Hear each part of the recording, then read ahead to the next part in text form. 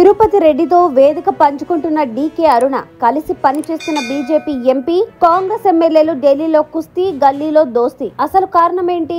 దేశ రాజకీయాల్లో బీజేపీ కాంగ్రెస్ ఉప్పు నిప్పులా ఉంటాయి. భిన్న వాదనలు భిన్న ఆలోచనలతో ముందుకు సాగుతాయి. ఒకరిని కిందకు లాగితే గాని మరొకరు పైకి వెళ్లే అవకాశం లేదన్నట్లుగా ప్రవర్తిస్తుంటారు. కాంగ్రెస్ నేత రాహుల్ గాంధీని ప్రధాని మోదీ ఒక అర్బన్ నక్సల్ తో పోల్చుతారు. బీజేపీని కాంగ్రెస్ పార్టీ ఒక మతవాద శక్తిగా వర్ణిస్తుంది. ఇది ఢిల్లీ కథ. అయినా సరే ఒక లోక్సభ నియోజకవర్గం పరిధిలో మాత్రం బీజేపీ కాంగ్రెస్ నేతలు ఒక తల్లికి బిడ్డల్లా ఉంటూ ప్రజలకు సేవ చేయాలని తపన పడుతున్నారు. మహబూబ్ నగర్ లో బీజేపీ అభ్యర్థి డీకే అరుణ గెలిచారు. ఆమె కాంగ్రెస్ నుంచి బీజేపీలోకి వచ్చిన నాయకురాలు. సీఎం రేవంత్ రెడ్డి నియోజకవర్గం కొడంగల్ కూడా మహబూబ్ నగర్ లోక్సభ పరిధిలో ఉన్నప్పటికీ దాని కాంగ్రెస్ పార్టీ ప్రతిష్టాత్మకంగా తీసుకున్నప్పటికీ అక్కడ బీజేపీనే గెలిచింది. అందుకు బీఆర్ఎస్ సహకారం లభించిందని కూడా ఒక వార్త ప్రచారంలో ఉంది. ఎన్నికలు ముగిసిన తర్వాత మాత్రం పాలమూరు ప్రాంత అభివృద్ధికి బీజేపీ కాంగ్రెస్ పార్టీ కలిసి పనిచేస్తున్నాయి.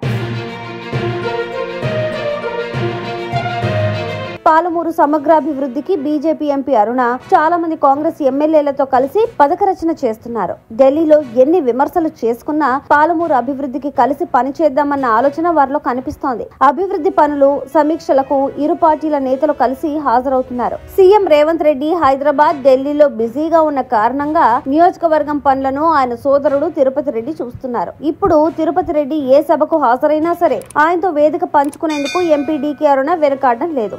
ఇద్దరు నేతలు కలిసి అమృత్ పథకం కింద పల్లె దవాఖానా పనులను పర్యవేక్షించారు. దాంతో ఇరు పార్టీల కార్యకర్తలు దారికొచ్చారు. నారాయణపేట కాంగ్రెస్ ఎమ్మెల్యే చిట్టెం పర్ణికారెడ్డి ప్రత్యర్థి పార్టీలో ఉన్నప్పటికీ ఎంపీ అరుణకు స్వయాన మేనకోడలు. రెండు కుటుంబాలకు పార్టీ పరంగా విభేదాలు ఉన్నప్పటికీ నియోజకవర్గం కోసం కలిసి పనిచేస్తున్నారు. నారాయణపేటలో అమృత్ పథకం కింద డీకే అరుణ 27 కోట్లు మంజూరు చేయించారు. తాగునీటి పైప్ లైన్ శంకుస్థాపన కార్యక్రమంలో ఇద్దరు పాల్గొని ప్రజల కోసం మేమంతా ఒక్కటే అని ప్రకటించేశారు. పర్ణికారెడ్డి అభ్యర్థన మేరకు నియోజకవర్గంలో సైనిక స్కూల్ మంజూరు చేయించేందుకు డీకే అరుణ అంగీకరించారు. మున్సిపల్ పార్క్ ప్రారంభోత్సవ కార్యక్రమానికి ఎంపీ ఆలస్యంగా వచ్చినప్పుడు కూడా ఎమ్మెల్యే పర్ణికారెడ్డి అరగంటకు పైగా ఓపిగ్గా వేచి చూశారు. ఈ పరిణామాల పట్ల పాలమూరు ప్రజలు ఒకంత ఆశ్చర్యానికి గురవుతున్నా మరోవైపు ఆనందం వ్యక్తం చేస్తున్నారు.